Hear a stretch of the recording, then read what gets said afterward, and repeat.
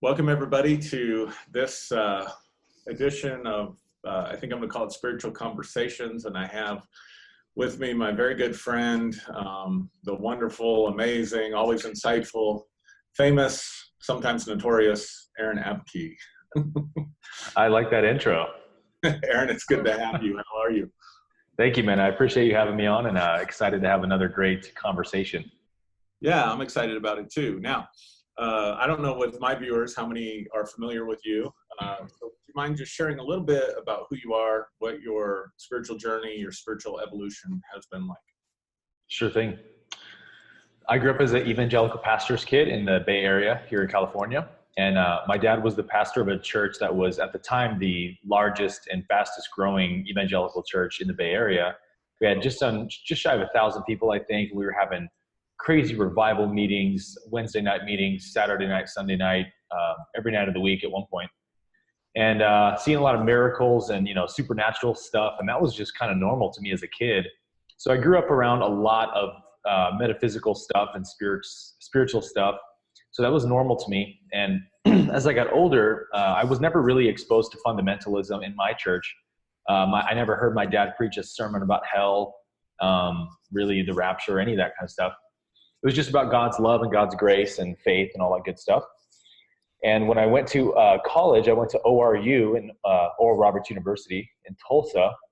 And that was my first real exposure to extreme Christian fundamentalism, which I was aware of, but I was never, faced with it every day like that. And so I didn't really have to ask the hard questions yet, because it was God's love. That's all I really care about. Jesus is my homie, Yeah.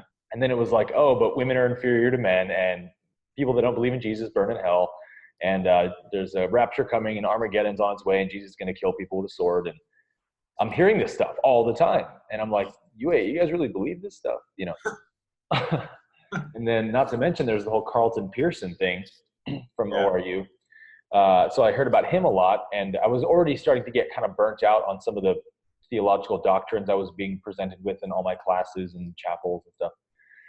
And someone was like, oh, Carlton Pearson, he's a heretic, and he got kicked out and all this stuff. And I'm like, who's Carl? I want to hear about this guy, So they, someone showed me his YouTube video. So I secretly started watching his videos, and I'm like, oh my gosh, I totally agree with everything this guy's saying. I was like, I'm the next Carlton here. So fast forward, I graduate, get my first church job back here in San Jose. Same exact thing happens. It's a really fundamentalist church. I'm really burnt out. I only make it like 3 months in, and I'm like, get me out of here. I'm drowning in this, theological nonsense every day. And, breaking points came, and I quit my job, moved back to Oklahoma to like kind of become just a spiritual seeker. I didn't know what I believed at that point, but I knew that truth had to be different than what I was seeing in my churches and Christian community. And all I really knew at that point was that whatever God is truth. Mm-hmm. And so if I want to know God, then I'm just going to pursue whatever is true and just follow that. Because if it's true, I can rely that it must come from God, right? Right. A lot of people, the only spirituality that they've ever been exposed to, and this may be less true today with internet, YouTube and stuff, but for a lot of people, the only spiritual path that they've been shown in America is the Christian path. And we would always talk about the God-sized hole inside of us that needs to get filled, having abundant life, having peace, having joy. And if you'll just pray this prayer, maybe get filled with the Holy Spirit, whatever, then all that stuff will go away. And that's probably true, because people are finding spirituality in that way, because maybe that's the only thing they've been exposed to. But what you're saying outside of that paradigm, because what you're saying is you grew up in that, you grew up around miracles and signs and wonders, but you still had this struggle, which we all do, and yet you found, peace and self-realization, all the things that we say you're going to find if you pray this prayer. Right. You found outside of that. Yeah. And that's very interesting to me. It is, right? Yeah. Guess that means that God must be outside of belief systems. Uh-oh. Taboo. Yeah, right. Yeah, it's not that, my Christianity gave me so much beautiful spirituality and wisdom, and, gave me Jesus, really, who has been the defining inspiration of my life. I mean, I've always, from the time I was a little kid, Jesus was everything to me. I wanted to be like Jesus. I wanted to do the things he did, and, my greatest inspiration. And so I can't even say that I would have desired self-realization if it hadn't been for that. So everything, led up to that moment. But you're right. I mean, I didn't say a prayer or a sinner's prayer to have that realization. I had already said it, actually, and nothing ever happened from that. And I believe that that's because the truth is not a concept. Yeah. So what I think, what I'm drawing from that is we get lost in a thought form. We get lost in a paradigm. And Yep. we think that the paradigm is the thing.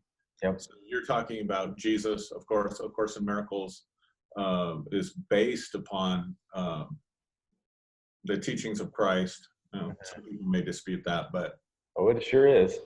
yeah. And so what you're describing is Christ and God, who transcends the thought form. Mm-hmm.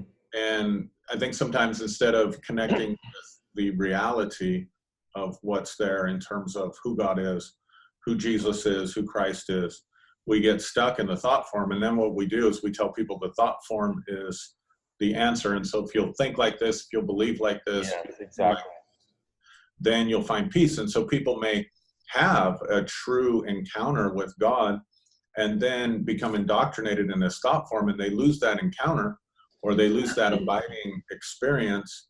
And then we start fighting and trying to convert everybody to our thought form, to our group consensus. And what you're talking about is something that's truly transcendent. Mm-hmm. Yeah, I think that the Christian paradigm does a lot of things well and does a couple of things really horrible. And the main thing that it does horrible is to basically sustain your ego, your separate identity. And Jesus said on 2 separate occasions, if you want to be my disciple, then you need to first die to yourself, deny yourself. Right. And he's talking about, of course, the false self. And that was what my realization was. The way I describe it to a lot of people is that it was as if I walked into a room, like, let's say I was giving somebody a tour of my mind or something. Mm-hmm. Like, okay, and this room is where I am, and here I am, and I turn the lights on, and it's just a bunch of empty machinery just running by itself, and there's nobody actually there. Right. And I went, oh my God, I get it. Like, in all these spiritual teachers talk about, the ego doesn't exist. You don't exist as a separate self. There is only God. And again, it can't just be a concept. It has to be a living truth. And until self-realization is lived, it's completely meaningless, right? Right. And so I saw that not as a concept, but as an experience. I saw that, oh my gosh, my mind is just a software program, a bunch of thoughts being churned up based on my conditioning, based on whatever traumas have happened to me.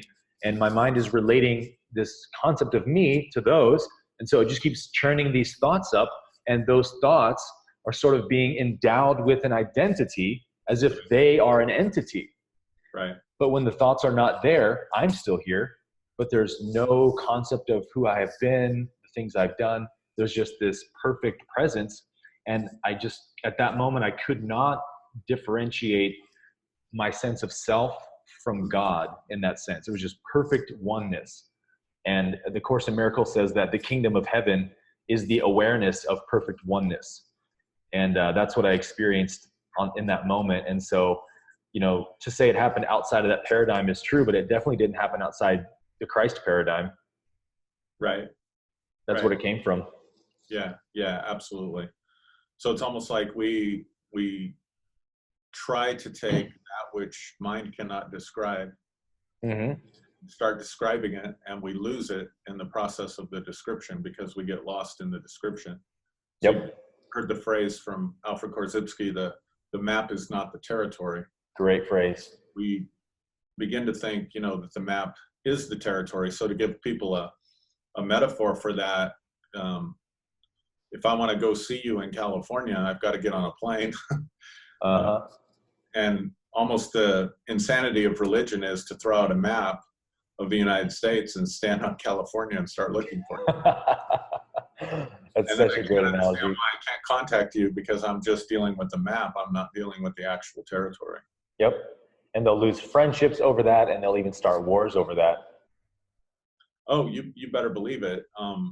And I think so kind of my concept, thoughts are energy. I think we both agree on that. Emotions are energy, and they can take on a life of their own. They can take on a life of their own in the sense of a individual. So again, part of my background, and most of my training actually is in clinical mental health.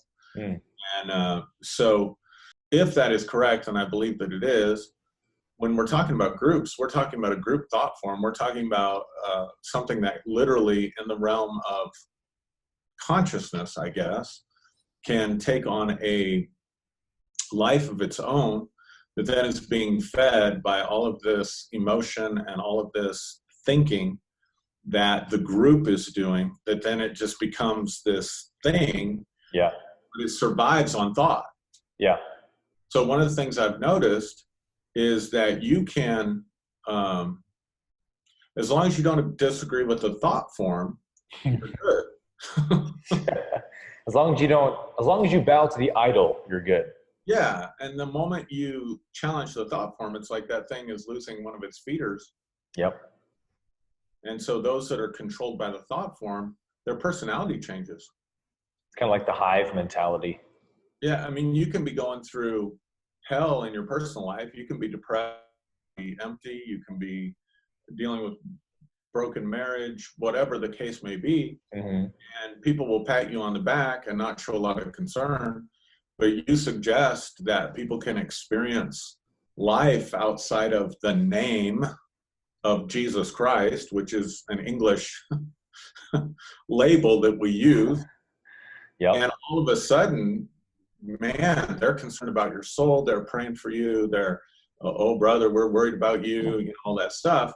Well, where was that when you were in crisis? Well, you weren't challenging the thought form.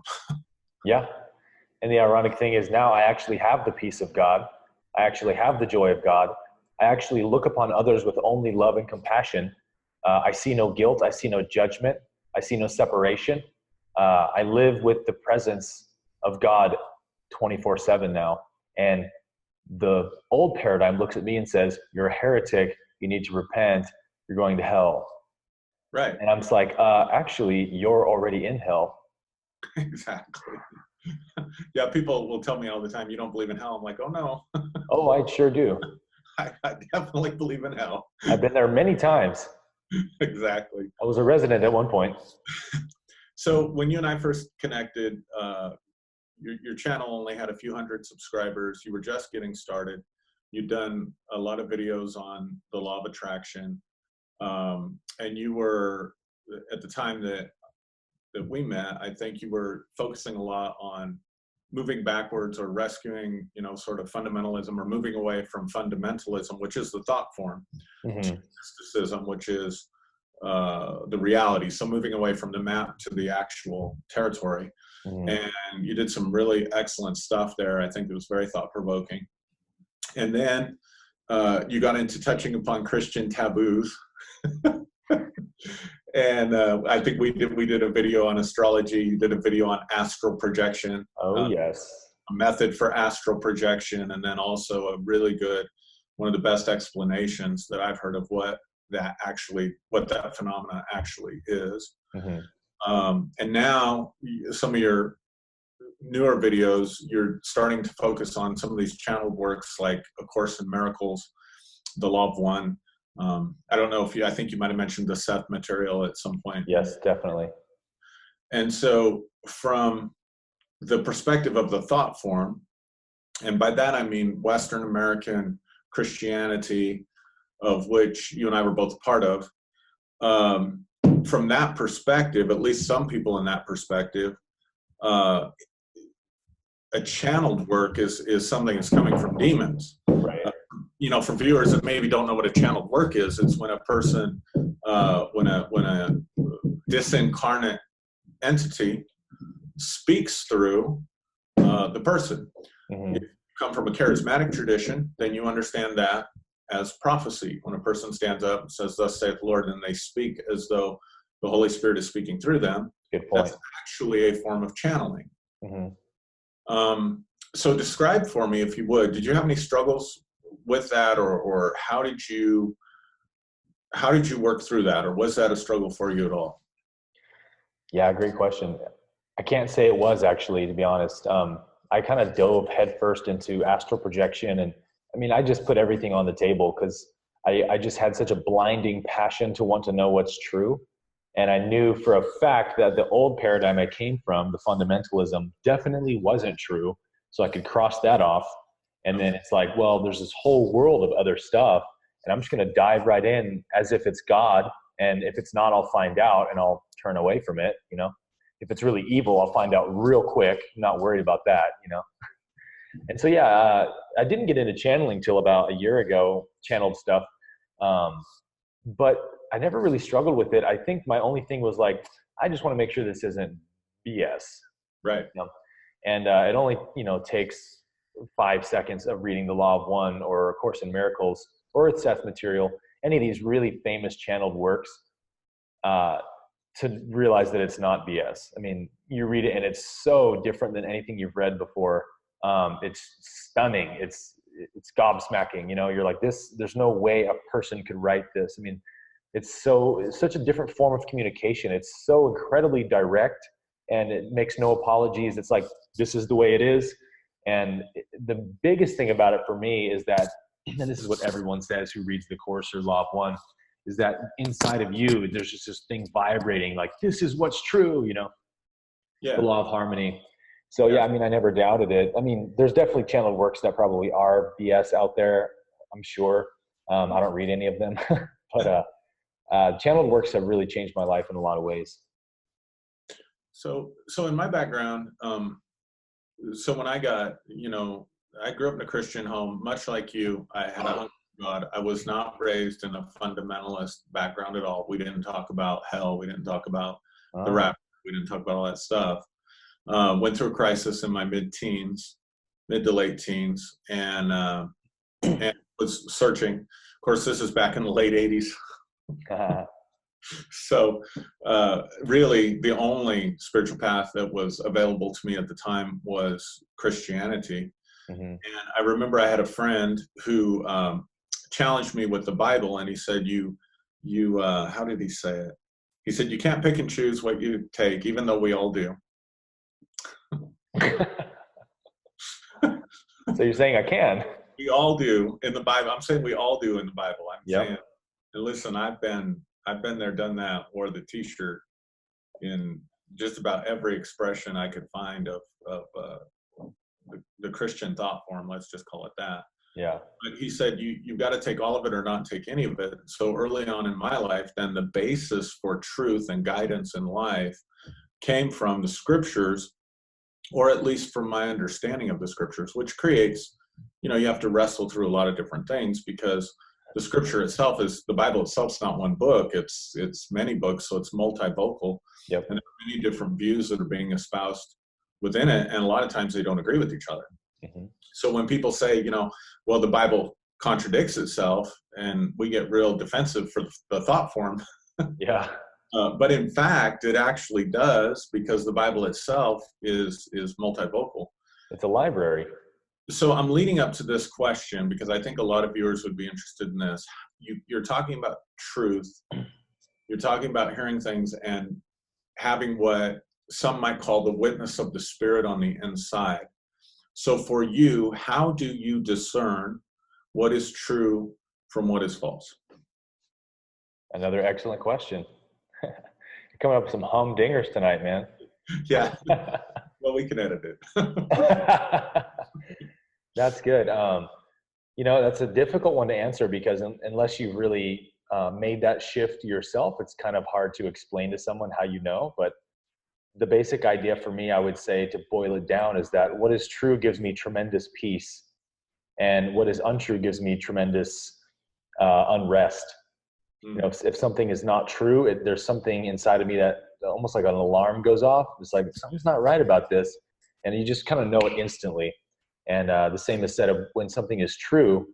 We all know what's true. It's like, even in church, I think I always find it funny how You'll be listening to a pastor preaching some message you've never heard before, make some amazing point you've never heard before, and everyone goes, "Oh, amen, brother. Yes, yes, yes." Yeah. It's because a part of you already knew it was true.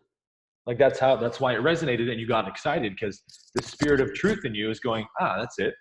Right. It's the law of harmony. It's similar frequencies vibrate together.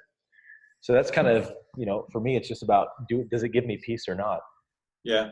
So in one sense, and I'll qualify this, but in one sense, you're self-referencing. Mm-hmm. What's giving you peace, what's resonating with you, what's in harmony with your being, which allows you then the individual freedom to find your own path and your own truth in a sense. Yep. And that actually is the definition of integrity. Mm-hmm. One of the things that I had to work through in my life, and one of the problems that the thought form presents, is you have to conform yourself to the thought form. Yeah. So one of the things I noticed early on, when I went to college, I was your typical college student. I had your typical teenage college student ambitions, which had nothing to do with academia. Right. And so I had a lifestyle. I listened to secular music. I cussed a lot. I was interested in having sex.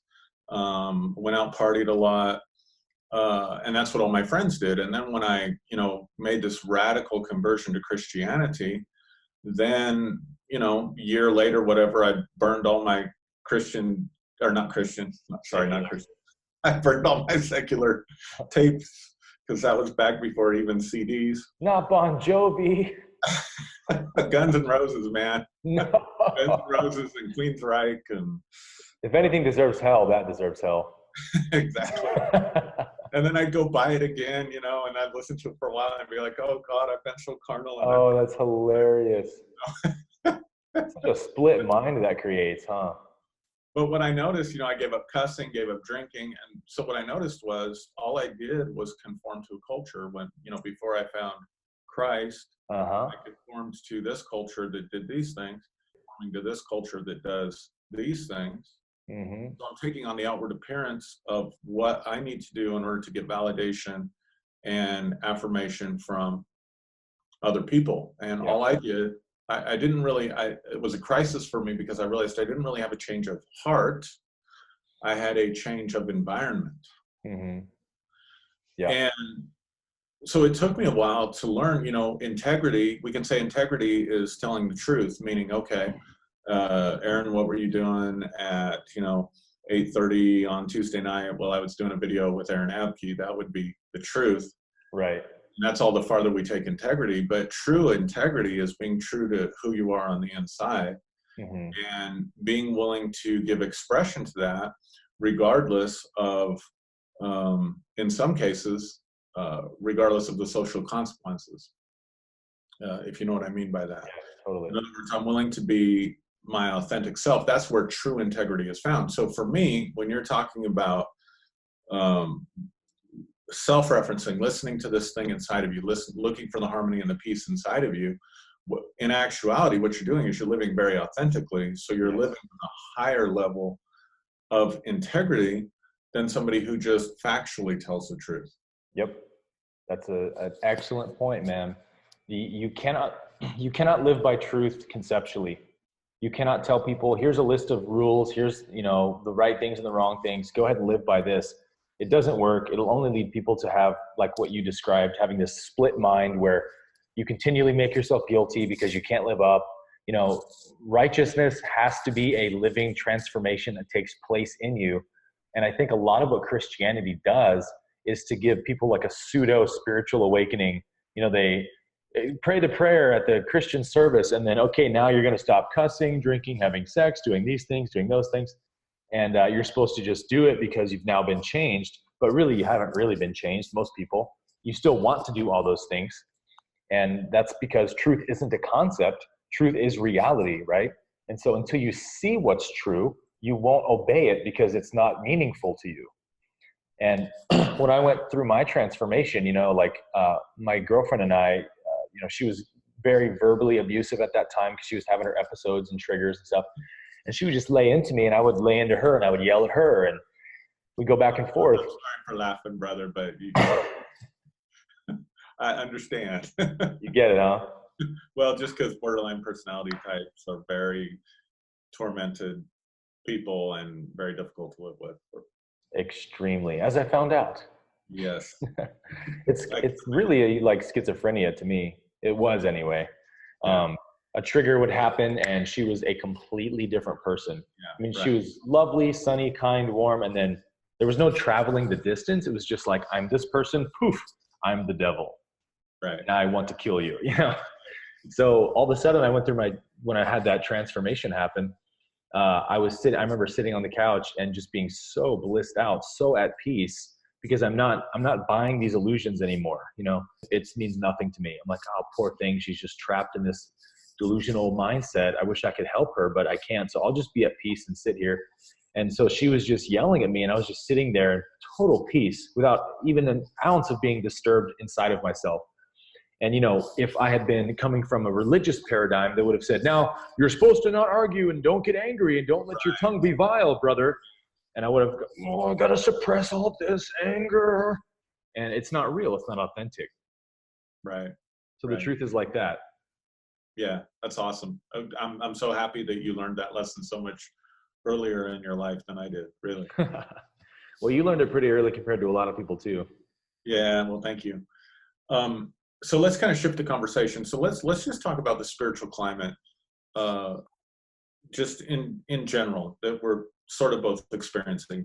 Because again, when you were doing the more of the deconstruction of fundamentalism, I guess, and introducing authentic Christian spirituality, that's what I would call it. Yeah. And then you did astral projection. Of course, you'd done some things on the law of attraction also. And then you started, you know, doing, from a Christian perspective, more radical stuff, like talking about the law of one and A Course in Miracles and some different things. And at some point, your channel just exploded. Mm-hmm. So that you went from, you know, hundreds of viewers to thousands of viewers. That speaks to me about the tremendous spiritual awakening and spiritual hunger that is occurring right now. So without putting too much to the question, what is your perception of the spiritual climate that you're experiencing? Yeah, you're right on it, man. It's pretty wild to witness. I mean, I think we live in such an incredible time, you know, to be alive, to witness this kind of a shift. I mean, the cultural shift we've seen, even just since 2012, if you think about it, right. The amount of social justice reform, political reform, you know, Black Lives Matter, women's rights, gay marriage, legalizing cannabis, even now legalizing psychedelics. We could go on and on and on. Climate change, you know, awareness. The world is waking up to something. And what the world is waking up to is that we want what is true and we're tired of what is untrue, you know. And I think religion has given what is untrue for so long that, you know, the pendulum was swung to that side for so long, and now we're seeing it do this. And it's at the peak, I think, of the bottom of that pendulum swing where there's just a ton of momentum. And the reverberations we're seeing from that is that churches are kind of shutting down around the country, left and right, fundamentalist churches. Right. And, you know, pastors don't know what to do. People are not coming to church anymore. And, you know, people that are typically older. There's barely any young people going to fundamentalist churches anymore. Right. And I went through that experience myself when I was trying to get my first job out of college. The two churches that interviewed me, the first one actually hired me in San Jose to be their worship pastor because they didn't have a single member like younger than 50, you know. And they were like, oh, we got to get the new generation in this church. We got to start doing hip music and up-to-date stuff and then getting young people in. Otherwise, our church is going to be gone in 20 years. Right. So I go through this whole interview process and I get hired. I sign the contract, you know, here's my salary, here's my benefits. And then the morning, the week before my first week leading worship there, the pastor called me and said, I'm so sorry, Aaron. I did everything I could to prevent this, but the elders, they called an emergency meeting and they said, we changed our mind. We can't hire this kid. We're going to chase out all the old people. We got to keep the hymns. We got to keep the, stuff we're doing. And so I lost my job, and I was really upset because I just gotten married, and I was, like living with my parents, and I'm like, I'm looking for a job so I can move out and stuff. And then I got hired at the next church, which is where I actually worked for a year, which was the same exact thing. We need someone young in here to help us move this church forward. And so I started seeing those little cues back then and going, some shift is happening. Why is nobody my age in church? And pretty soon I wasn't in church either. And so people are seeking truth outside of religious ideology and structure. I think people are waking up to the fact that truth is all around us, and this is my Father's world. This is God's reality. There is no other reality for it to be. So why do we have to be so afraid of everything, or demonize everything, or segregate everything? Why don't we love one another? Love is better. Love is easier.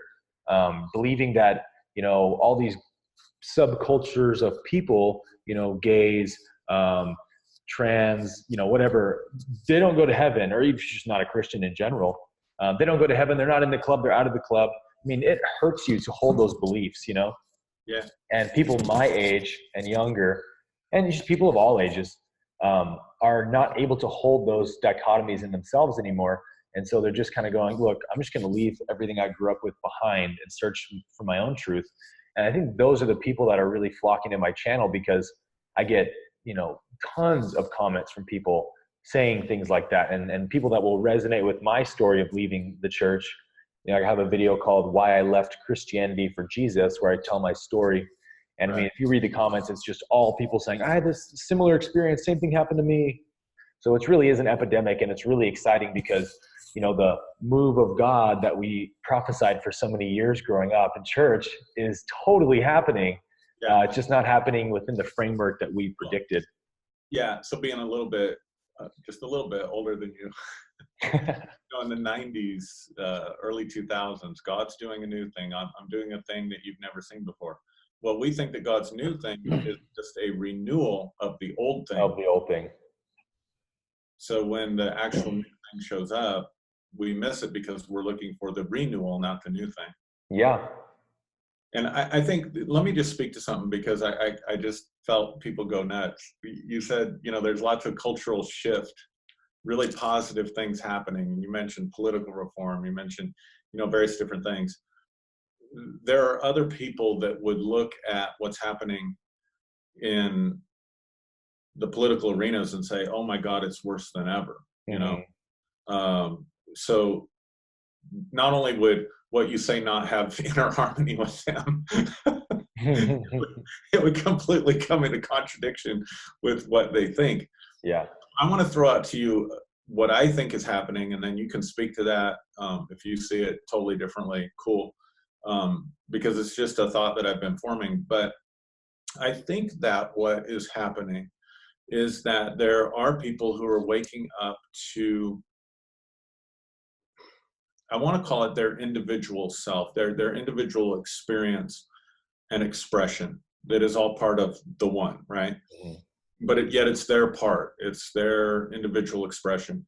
And in order to do that, then you can no longer conform like I did to the thought form or the culture just for the sake of conforming to the culture. So I think you see, I like to call it an awakening, because to me that just resonates. Yeah. But an awakening to the authentic self and authentic experience, to what you're calling what is real. At the same time, I think there is other individuals out there who are not able to do that, and as a result of that are struggling from a very deep sense of powerlessness. And nobody wants to feel powerless. And so just like anything else in the mind, we tend to suppress that. I've done some things on the shadow self. We tend to push that into the shadow, but you're going to try to compensate for that in some way. And so what I think happens, and one of the reasons I think Donald Trump is such an attractive figure, is because regardless of what anyone thinks of Donald Trump, he presents himself as powerful. Yeah. So if you don't have individual power, then you will gravitate towards group power in a very cultish, sort of fanatical way. And I just wonder if we're not seeing sort of this polarity or this separation where people are maybe dealing with that sense of powerlessness, and they're sort of choosing one of two paths. I'm going to awaken to my power and the power of what's real, and I'm going to get off of the map and into the territory. And then other people who aren't able to do that for whatever reason are gravitating more to the map or gravitating towards symbols of power in the culture, thereby actually surrendering even more of their individual power. Yeah. So that you're seeing a greater polarity maybe than ever before. And it depends on what eyes you're looking through to see whether you're seeing the positive changes of social reform, climate, concern for the climate, marginalized groups that you mentioned, or whether you're saying, oh my God, the whole thing's going to hell in a handbasket. Yeah. Does that make sense? 100%. Yeah. I think like the pendulum swing analogy, whenever the pendulum swings to one side, the opposite side fights tooth and nail to resist it. You know, when Obama was president, it was the Republicans, you know, demonizing Obama at everything he did. He's the Antichrist, you know, he's the devil incarnate. And then now you see the liberals fighting against Trump, and Trump is sort of the right-wing response to that pendulum swing. Yeah. And so until we finally equalize in the middle and figure out how to meet with one another, love one another, work together, we're going to see this polarity keep happening and the segregation keep happening.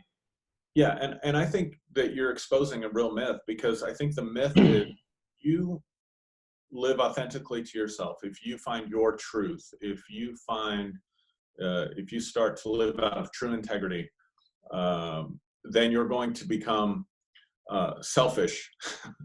But what I'm seeing is the exact opposite is happening. The more people are able to connect with themselves, the freedom, let's say for life, liberty, and the pursuit of happiness, let's just say that. Mm-hmm. I'm going to, you know, find what makes me happy. I'm going to find my truth. I'm going to find my expression. The exact opposite happens when you experience that freedom from within. You want to give that freedom to other people, and you become more tolerant, you become more loving, you become more compassionate, you become more understanding, and your world becomes so much more enriched, because now it's not just this black and white, us against them. Either you believe this way or you don't believe this way. All of a sudden you realize, man, this, like you said, our Father's world, this creation is amazing. And the most amazing thing about creation is the human being.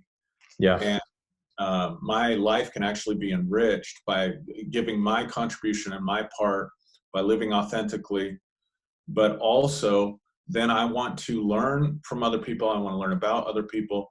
I don't have that defensiveness. I don't have that need to make them like me. I don't have that need to make them part of the group. So in actuality, what happens is you discover that, I don't know the right word for it, but you discover that reality, that authentic self. Yeah. What happens is all of a sudden other people have the ability to do that as well. And so what from one side seemingly would lead to selfishness actually leads to a greater expression of compassion. Yes.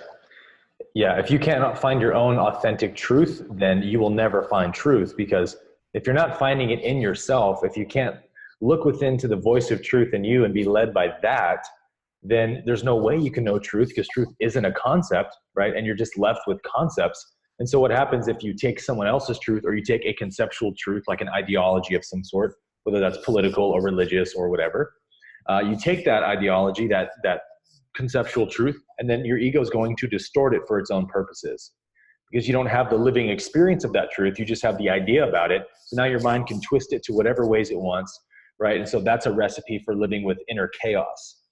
And so I think that, you know, when I said a minute ago about truth always makes me feel at peace, you know, the argument I hear a lot of people say is, well, you know, the murderer kills because it makes him at peace or whatever, which isn't true. But even if that was true, the real definition of whether or not something is true is, does this make me feel more connected? Yes. Or more separate, right? If it's something that separates me from you, then it can't be coming from truth, because the theme of the universe is oneness. God is one, all is one. And so if I'm not seeing you as just an extension of me, then I'm not seeing what's real. I'm still trapped in a world of illusions. And so, the ego thrives off that illusion of separation. The ego really is the belief in separation. Without the belief in separation, ego cannot exist.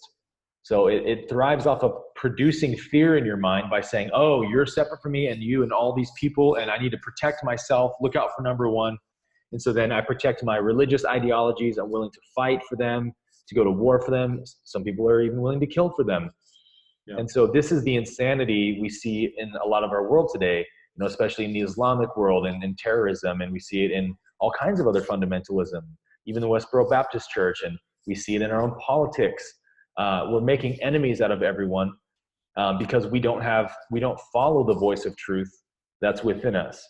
And so if I can teach people anything, I want it to be that, to show people you already have everything you could possibly want inside of you. It might sound corny, but it is the most true thing I have ever experienced. I have looked for fulfillment outside of myself in every avenue you could think of. Drugs, sex, and rock and roll. And I have not found it. I've only found greater levels of emptiness, the bad kind of emptiness. Right. But when I finally stopped, I called off that search and went, I'm just going to look. Maybe inside of me is what I'm looking for. Maybe only what I have not given myself is what is lacking in me. And when you make that inward movement to look within yourself for truth, you find it, because that's the only place that it exists. That's awesome. I think you might have answered my last question already, but if so, we can just end it, or you can elaborate on it some more. But what would you say to people that are watching this who are in the midst of their own crisis? Because I know for me, it was a real crisis. I'd given so much to the thought form that when I started to experience more of what you're talking about, I went through a real struggle of having to let go of the one, real season of confusion, disorientation, dissatisfaction, all these things that were kind of weaning me off of that stuff so that I could find exactly what you said, that stuff is within me. So for people out there that are struggling, or they're like, God, where do I begin with this? Or I hear what you're talking about, I want what you have. What would you say to people out there that might be in that situation? Yeah. The first thing I would say is that if you want to escape from your suffering, then you have to accept it for what it is. And that means that you have to accept that it is an illusion. It is not actually real. And that's not to diminish the experience of it, but it is to say that you must acknowledge that it is my mind that creates all of my suffering. There is no suffering out there in the world coming on to me. It is coming from within me, and I am projecting it outwards, and then I'm becoming terrified at the images I'm seeing, or depressed at the images I'm seeing. And that is a point of view that you will never win from. It will just continue to sort of replicate itself. And freedom really comes from love. Only loving thoughts, ultimately only loving thoughts are true. And everything else is sort of a cry for help. And so if you have, depression, anxiety, suicide, whatever you're struggling with, recognize that that's a part of you that is begging to be saved, to be rescued. It is here to be loved. And until you love it, it will always be in that dungeon of your mind, crying out for attention. And all of the pain and the torment and the inner strife that you are experiencing every day, and believe me, I've felt it. I know how real it can be, it can seem. All of that is an aspect of you that you have basically shunned or denied and hated and exiled into a corner of your mind and not given it love. And so the first step to healing is love, because whatever I love, I heal. Love is the only thing that can heal. But if I'm judging myself for something, then I can't heal it, because I can't love what I'm judging. So I kind of do this in my meditation classes on Sundays that I teach, but it's ask yourself the question, what is here to be loved right now? And slowly, as you sit with that contemplation, some answers will begin to reveal themselves to you. That is absolutely awesome. Aaron, thank you. I know you're busy. I appreciate your time tonight. I know the viewers appreciate it as well. We'll have to do this again. For sure, man. No, I always got time for you, buddy. Yeah, thanks, man. I'll put your YouTube channel. I think most of my subscribers probably already subscribed to you anyway, but I'll put your YouTube channel in the comments when I put this up on YouTube. And Excellent. God bless you and what you're doing, man. I just think you're doing an incredible work.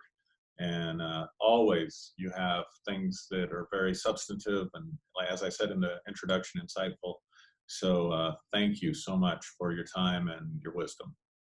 Well, thank you, man. And likewise to you for everything you said. All right. Appreciate you, man. All right. Catch you later, man. Love you, bro. Love you too, man. Bye.